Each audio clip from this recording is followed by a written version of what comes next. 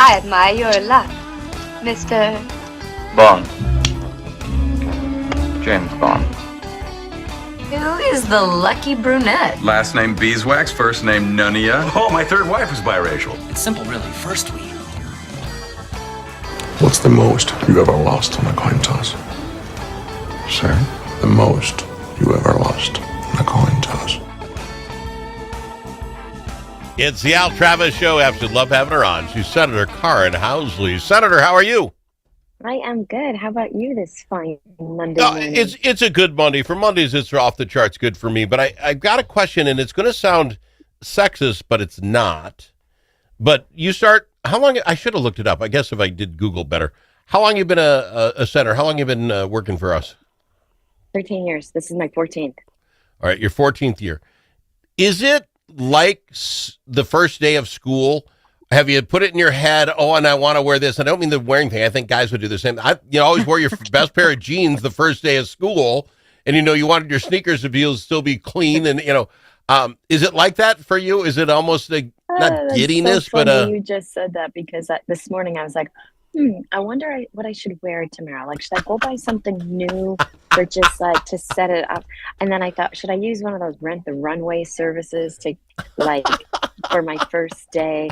Yeah, it kind of is. And it is. It shouldn't be, even if it's your 14th time doing it. But yeah, it is. I think that's a good thing. I think it's a good thing. Like I imagine your briefcase, you got to make sure you got good pens and a pencil and a thing. But now it's computer, so maybe you know what I'm saying. I think it's good that you still care enough that there not anxiety, but there's a thing to it. I like that you care. It's just kind of exciting to see everybody that you haven't seen. Like I haven't seen Zainab Mohammed, Senator Mohammed, since we left session, and I love her. And so I'm excited to see some of the people that I haven't seen over the long summer, fall, winter break. Well, I'm asking everybody this inside stuff, see how much you give me. So how much is there on the lead up? Now, in the last 10 days, 2 weeks, a month, do you guys get together either Zoom class or whatever on a phone call to kind of say, this is where we're heading? Is there, team meetings on such things, or do you kind of get there and then you do it?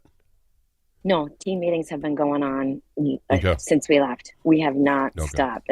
That's my husband. He's like, I thought this was supposed to be a part-time job because you're awfully busy with your Zooms every day. Yeah, no. So we've got leadership Zooms, and then we've got caucus Zooms, and we're planning, and and the plan constantly changes. Can you hear the airport people? It's okay. We'll live with the airport people. When you say it constantly changes, what is it that Senator Karin Housley, Senator Housley thinks she can get done? What I mean by that is, we were going to do the shooting stuff. There was a gun thing, right? I mean, we're going to do this, they had the shooting at the church, the Hoffmans, the Hortmans. So that was the number one thing. That went away to fraud. Fraud was it. And then it became the ICE stuff. That seems to be simmering down, if that's the way to put it. And then, of course, you have bonding to do. What is it that will actually get done, Senator, in all of this? What do you think you can get done? Well, we've got the bonding bill. That's what we've been working on most of this summer. So I'm hoping we can get that done. We'll see where everything falls. And then there'll be little things and there'll be little fixes that we have to get done, but no big budget things. And it is an election year, so we don't want anything too disruptive going on. So I'm hoping we can get some things done, but especially that bonding bill that we've been working on all summer. Well, as folks may or may not know, you are from Stillwater, the Stillwater area, and that is, of course, where the World Ice Snow Carving Championships go on every year. And the good news, it's there every year. The bad news is, I presume there's nothing left of them now that it's 60 degrees. So is it true that you're asking for $25 billion to create an indoor arena that we could put out on the ice to then keep them longer? Is there truth to this? No? I made that up. Well, that one's not true, but there are some crazy requests that you do get that people want you to put money in for some bonding resources to go to their communities, and you're like, we'll just hold off. Is there a bonding thing you're hoping to get done in your neck of the woods? You're on that committee, right? Oh yeah, we've got Myrtle Street. That's one of the main roads into downtown Stillwater, and oh my goodness gracious, I can't believe the car survives the road. There's so many potholes. that's one of it. There's so many infrastructure needs across the state because our state's hitting that age where, and it's all happening at the same time. So that I really would, and there's a lot in my district too. Washington County has some, but then there's the clean water and drinking water and water issues across the whole state that really, I mean, we don't have enough money for everybody, but hopefully we can sprinkle out across the state. No pun intended. Let's talk a little bit about the Olympics, and because my buddy Phil, your husband, was in the hockey world. I know you follow hockey a lot. You followed it. The U.S. men seem to be rolling through this whole thing, and Canadians are going to be without Tom Wilson because of a fight. Did you see the fight? What's up with the fight? No fighting in the Olympics. I don't even know who Tom Wilson is. Is he like? I guess he must be good if he's on the Canadian Olympic team. The Americans are kind of in an easy pool this year, so they didn't have. We'll take that. We'll take it. So they came out on top, so they get a bye the first round. But it'll be exciting now coming up, and good. I'm glad Tom Wilson's not playing. The more of those Canadians we can get out would be great. They're up 10-2. They're routing France. And then somebody did something to somebody, and he didn't like it, so he runs over there, gets in a fight. They're already going to win this thing. I think he has to go home now. I mean, they're going to review it, but they're about love at the Olympics. They're not about fighting, and I think he's gone. See ya. And that you can't fight. So first of all, I want to know, why are you watching Canada-France game? Senator, I talk about more sports than I could possibly watch, okay? Because we're going to we'll talk the All-Star game, too. I found this thing on the internet where it shows you the highlights and the lowlights of the Olympics. This was a low light, much like I love watching curling, but I didn't see this live. Evidently, the French curler, I don't know, sounds sexual, did a double touch on the stone, did the double touch of the stone, and got caught by a Canadian. They called him on it. The French guy he was speaking English. He used the Effenheimer on the TV, and I understood it. That must come in a different, I don't know what it is in French, but why would he yell at it in English? Well, it must be universal. The universal Oppenheimer must just, it flies wherever. I saw that too. That was kind of funny. And I don't know if you've ever curled, but that would be kind of hard to like push your rock, and then you got to do the little turn, and then to do that added little double touch. I don't know what he was thinking. What is it, a nervous habit? Do you think he got it offline? He thought he could just correct it? No, because I think he must have been doing it a couple of times for them to. I mean, that must be part of his little routine. Maybe it's they're yelling at him that it's on camera. It'll all be seen. You're going down. I thought it added a lot to curling. I think curling should be completely drunk and have guys like that just on each other all the time. And I think you should be allowed to like have fans that scream at you when you're, just as you're releasing, and have fun. That would be that would make it more interesting. No kidding, just like in golf. I don't know why we can't have cornhole or bags in the Summer Olympics if we get curling in the winter. I mean, don't bring it up. They'll do it. They'll bring it up. Oh my gosh, I love bags. That would be so fun. It's so funny. Like some of these games are so simple that you're like, wow, people must have been really bored back then that this was a sport. Got a piece of wood and a sandbag, my socks with some sand in it. Let's throw it in that hole. Yeah. And then this curling has lasted. Like it's still a sport. It's crazy. What's killer about it is you have to make, they're not cheap arenas to practice it. This isn't something you're doing out on the lake. This is tough. And then you got to get the rocks. Let me ask you this, that though. Ice is perfect. I went to the St. Paul Curling Club like 2 weeks ago, and they taught me how to curl. But that ice is like nicer ice than like figure skating ice. Yeah. It is expensive. Let's talk a little figure skating, as long as you brought it up. More issues at the Olympics. French judge absolutely hosed the Americans. This is why I don't think judge stuff should be in the Olympics. If you can throw it more, faster, stronger in time, it is one thing. But if a French judge can do us like that, almost the double touch, if you'll use the expression, he double touched us in the wrong appropriate place, and we lose. That's not cool. Well, pretty soon we're probably just going to have AI judging our contestants, don't you think? Like, I bet you you're going to go out and do your triple sow cow or whatever they're called, and it's just going to go right into the system, and they'll spit out whether you were perfect or not perfect. And I mean, now that I think about it, it's not really a bad idea. That's not a bad idea. We went right into the French judge problem. I thought they did that with the Rushkies back in the day. Remember, it was gymnastics. The Russian judge was always doing it to us. Yeah. And then didn't they throw out the top one and the bottom one so they wouldn't have that? Maybe they don't do that in figure skating. I don't have any idea. And then if I might ask, did they overbill the guy, the quad guy, the Mr., I could do quad 4. king? Yeah, because he bombed out. No, he really is that good. He just I think he had like a panic attack or something because it just, everything. Remember when Simone Biles, when she went to do the little horse number and she got what would they call the spinnies or the whatever? Yeah. I think he just had a total meltdown at the Olympics in his gold medal run. And that was so sad. I couldn't, the pressure. That's what my husband said. Nobody understands the pressure that there is. And that is a lot of pressure, but other people survived it. I just feel bad for him because he had never lost before in his whole life. Is there an Olympic sport there's no way, no how you would even want to try? I'm thinking myself that skeleton thing where you're lying, inch off the ice. No. And then they go head first on that skeleton thing. I was like, okay, maybe I could go feet first. I might try it, but they go head first.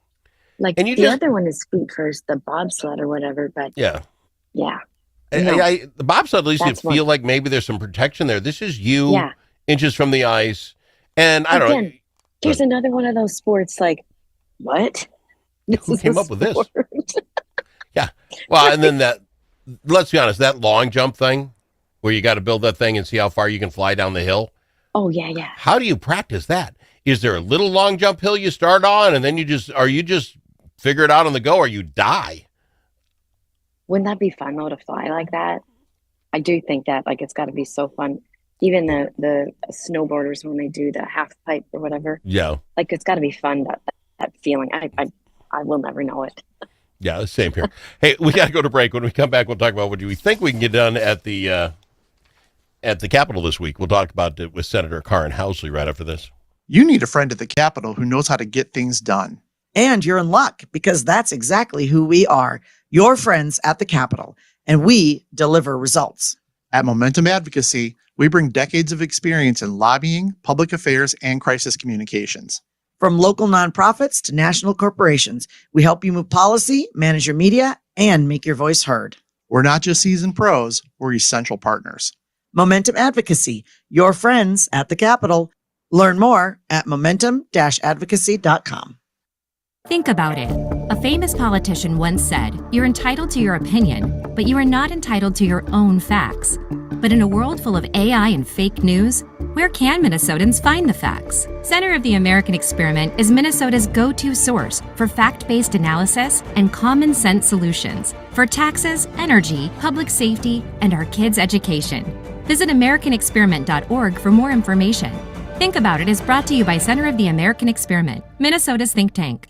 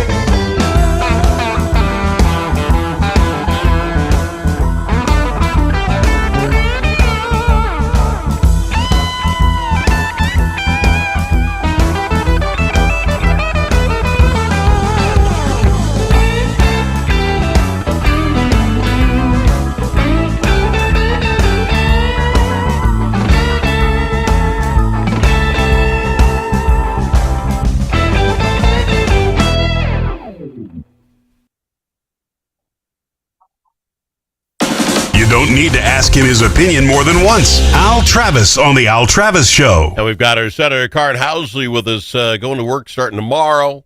What do you think can getting done? As far as bonding, we always talked about $1 billion over, under a little $1 billion. How much gets done? And quite frankly, take what you want.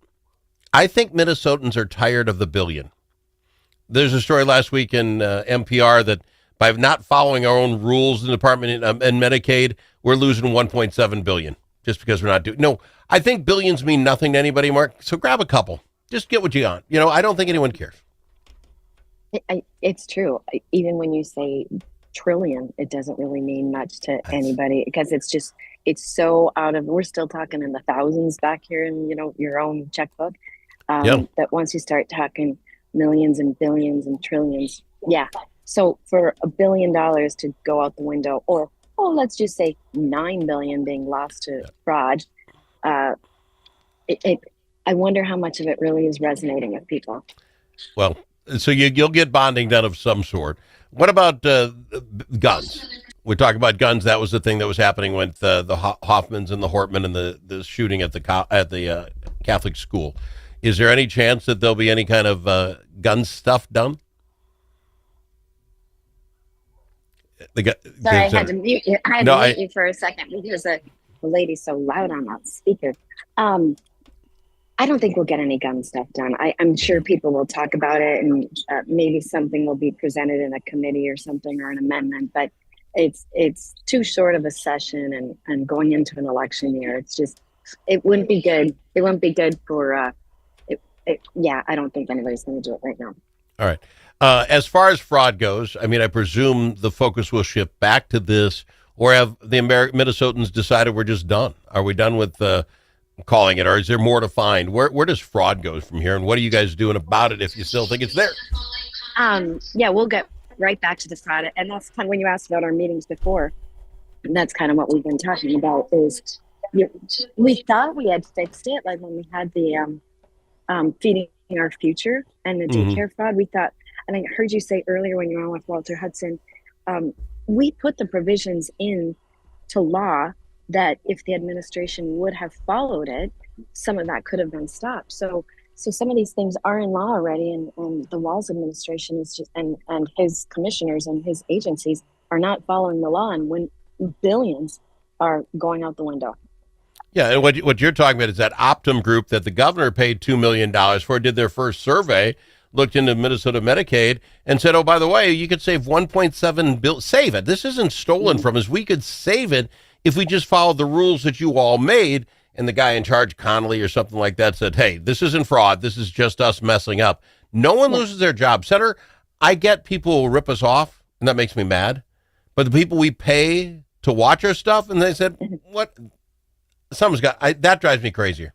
It drives me crazy too. The people that we pay to do their job, and they're not doing their job, and yet nobody gets fired. There's no accountability in this administration. I'm glad to see him go, and hopefully we can get a Republican in there that will hold these people accountable in all of these agencies and people to do their job. It's amazing and I tell you, if I was running for governor, here's for you. You take the $1.7 billion that we could save by following the rules that are in place. You take the $9 billion that we got to fraud, and you say my budget the first year in is $62 billion. I'm going to cut it back $10 billion, and everyone's going to yell and scream and say not one thing gets cut except the bad guys and us doing our job better. I'd run on $10 billion cut. Just vote for me. I would. It's too easy. It's too easy, right? We should get that message to our Republican candidates because. Right. Let's just cut out all the fraud and the waste and the abuse, and boom, we're back to 62 million, just like that. Yeah, and it's like, oh, you're going to hurt little. No, I'm not hurting anybody. The only people getting hurt are people who rob from us. Not going to do it anymore. So. Yep, and we're going to make people do their job. I know how busy you are on a day like today to get ready for tomorrow, especially having to decide on an outfit and stuff. I got to decide what to wear tomorrow. I thank you for taking the time to be on this program with me. Thank you very much, Senator. Thank you. Have a great week. Appreciate it. Senator Karin Housley on The Al Travis Show. Chanhassen Dinner Theaters proudly presents Guy